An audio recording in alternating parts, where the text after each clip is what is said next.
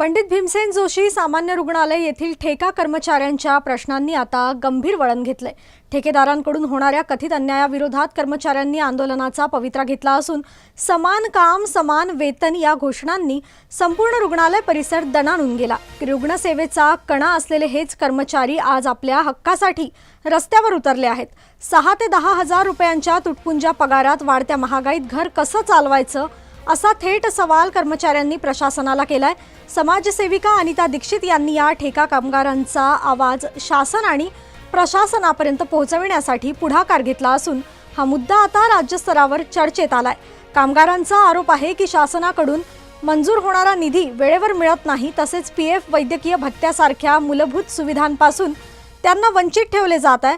ठेकेदारांना काळ्या यादीत टाकून जबाबदार ठेकेदारांची नियुक्ती करावी आणि ठेका कर्मचाऱ्यांना न्याय द्यावा अशी ठाम मागणी होत आहे। आता राज्य शासन या गंभीर प्रश्नावर काय भूमिका घेते याकडे सर्वांचे लक्ष लागले। काय मुद्दा आहे, तुम्ही इथे जमलेला आहोत, काय मुद्दा काय आहे तो जरा बोला। पंडित भीमसेन जोशी हॉस्पिटलचे सगळे कर्मचारी आहात आणि एवढ्या वर्षापासून हे काम करत आहे, पण कॉन्ट्रॅक्ट वेजेसवरती आणि यांचे 10,000च्या वर सॅलरी नाही आहे। 10,000 माणसं काय खाणार आणि काय करणार। घरात आई वडील पण असतात, पोरं पण असतात आणि सॅलरी एवढी कमी आहे की त्याच्यामध्ये काही होऊ शकत नाही आहे। एक हॉटेलमध्ये काम करणारा बेटर आहे ना, त्याला पण चांगली सॅलरी आहे आणि हे लोक इथे पोस्टमार्टम करणारे, ड्रेसिंग करणारे, हाऊसकीपिंग सगळ्यांचे घाण वगैरे साफ करणारी लोक, यांना सॅलरी अजिबात नाही आहे। आणि कॉन्ट्रॅक्टरांचा दर महिन्याला फोन करा तर यांची सॅलरी दिली जाते, अदरवाईज सॅलरी ते तिथपर्यंत दिली जात नाही। 9-10 महिने जो होऊन गेले आहेत यांना पीएफ नाही आहे। कॉन्ट्रॅक्टर म्हणतात आम्हाला 3%वरती कुठलाच कॉन्ट्रॅक्टर कॉन्ट्रॅक्ट घेत नाही आहे। 40%, 50%वरती कॉन्ट्रॅक्टर कॉन्ट्रॅक्ट घेतात आणि ह्या लोकांना असा त्रास आहे। वरून ज्यांच्या पीएफ आहे त्यांना मेडिक्लेम पण असतो, पण त्यांना हे लोक अजिबात देत नाही आहे। ते पण यांचे म्हणजे जे पण यांची फॅसिलिटी आहे ते पण यांना दिल्या जात नाही, यांना बेवकूफ बनवला जातो आणि जो शासन प्रशासनमध्ये वरती बसले त्यांना पण काय पडलेली नाही आहे। हे इकडचं तर इथे पण असाच आहे आणि असाच इथे आपण गेले ग्रामीण विभागमध्ये तिथे तर बिचाऱ्यांचे आणखीन हाल बेकार आहे। त्यांना जे सॅलरी आहे त्याच्या पण त्यांचे अधिकारी त्यांना 5,000 4,000 देतात, म्हणजे तिकडचे अधिकारीच त्यांच्या शोषण करत आहेत। तर हे सगळं हटवायला पाहिजे आणि मी तर हेच म्हणते की अधिवेशनामध्ये हे मुद्दा घेतला जायला पाहिजे। काय मुद्दा आहे, तुम्ही इथे जमलेला आहोत, काय? माझं नाव सागर पात्रे, मी इथं गेल्या 6 वर्षापासून लिपिक या पदावर कार्यरत आहे। सर आमचं कसं आहे, 6 वर्ष झाले आम्हाला 15,096 रुपये व आमचे जे वॉर्ड बॉयज आहेत त्यांना 14,023 रुपये, जे मानधन 5 वर्ष 6 वर्ष पहिले जे देत होते तेच आम्हाला आजपर्यंत तेच देत आहेत। त्याच्यात काहीच वाढ केलेली नाही आहे। ना ते DA वाढवत आहेत, ना महंगाई भत्ता जो आपल्याला काय भत्ते वाढतात, भाड्याचे कर भाडे वाढतात, तर आम्हाला त्याच्यात काहीच इथं वाढून देत नाही आहे। गेल्या 6 वर्ष झाले। आता आम्ही जेव्हा नवीन होतो तर 15,096 केलं, ठीक होतं। आता 1 वर्ष झालं, 1 रुपये वाढणार, 2 वर्ष 3 वर्ष, आज 6 वर्ष झालेत। आमचे या एवढ्याशा पगारात 15,096 पगार आहे, त्याच्यातही आम्हाला कापून 11,400 रुपये भेटत आहेत। आमचे PF कंपनीवाले एम्प्लॉयर शेअर असे 2 असतात, पण कंपनीवाले दोन्ही आमच्याकडून डिडक्ट करून घेतात। 12% आमचे, 13% त्यांचे, असे 25% डिडक्ट करायचे असतात।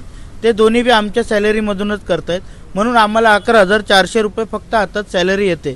त्याच्यात आमचं घरही चालत नाही आहे। आजच्या काळात साहेब जर बाहेर रेंटल रूमही घेतलं ना, 8-10 हजार रुपये तर रेंटल साधं रूम आहे, RKचं 1 RK। आम्हाला इथं राहायला आणि खायला मुश्किल झालो आहे। कसं काम करणार आम्ही इथं? आम्हाला मंत्री साहेबांना एवढंच सांगायचं, आमचे आरोग्यमंत्री साहेब झाले, CM साहेब झाले, उपCM साहेब झाले, की आमची एवढीच विनंती आहे, सर आमच्यावर लक्ष द्या आणि आमच्या लोकांचा पगार वाढवा। कारण आम्ही गरीब लोक आहे, एवढे आम्ही श्रीमंत नाही आहे। आम्हाला ऑप्शन आहेत दुसरे कामं करायचे, पण आता आम्ही शासकीय पगार वाढणार, कधीतरी शासनात पगार वाढेल। जसं महानगरपालिका आहे, जुन्या टायमाला आमच्यासारखं सेम पगार होतं त्यांना, आज त्यांचा पगार आमच्यापेक्षा जास्त आहे, म्हणजे त्यांना समान काम किमान वेतन। 2016 मध्ये सर आम्ही काम करतो इकडे। आमचं लाईट बिल येतात, 2 महिने नाही केलं लाईट बिल आमचं कापून घेतात। आज माझा नवरा नाही आहे, मी कोणाकडे सांगायला जाणार, बाबा हात फेलायला जाणार का मला पैसे द्या करून? आज चाराने कोण देत नाही। देतात का? कोण देणार नाही कबूल करत? सोनझालामध्ये 10,000 पगार काय होणार आमचं? हा, कुत्रासारखं काम करायचं आम्हाला. डिलिव्हरीमध्ये काम जेवायला मला भेटत नाही इकडे. कधी टायमर पाणी बी आम्ही पित शकत नाही. विचारा डिलिव्हरीमध्ये, एक डिलिव्हरी आली तर आम्हाला किती टाइम लागतात. सिस्टरला सांगता, सिस्टर डिलिव्हरी आली तर आम्ही तिकडे हाजीर होतो. आम्हाला पाणी सुद्धा भेटत नाही. आम्ही काय करायचं? माझा मुलगा एक तसा आहे. मी एकटी बाई काम करते इकडे. 2017 मध्ये आम्ही काम करतो इकडे. काय झालंय आमचं? आम्ही सरकारी पाईटला गेलं असतं तर आम्हाला पैसे तरी भेटलं असतं ना. इथं नाही बोनस भेटत आम्हाला, काहीच भेटत नाही सर. आम्ही कसं काय दिवस करायचे आम्ही? हा, आता 2 महिन्याचं माझं लाईटचं बिल भरलंय घरी. आता ना कापाला येणार ना.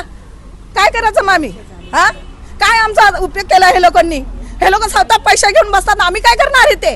हा, आम्हाला तरी माणसाचं, आम्ही एवढी मावश्या काम करतो, चला मावशांचा पगार वाढू, हे ह्यांचं काहीच नाही. हा, तर तुमची काय अपेक्षा? आमच्या माझा आम्हाला पगार वाढवा. आता मी विधवाबाई आहे. हा, माझ्या घरी कोण कामाला नाही आहे. ते बी माझा बिमार असले ते बी मी ते कामाला येते. काय येते मला 2 पैसे भेटून करून मी इथे कामाला येते.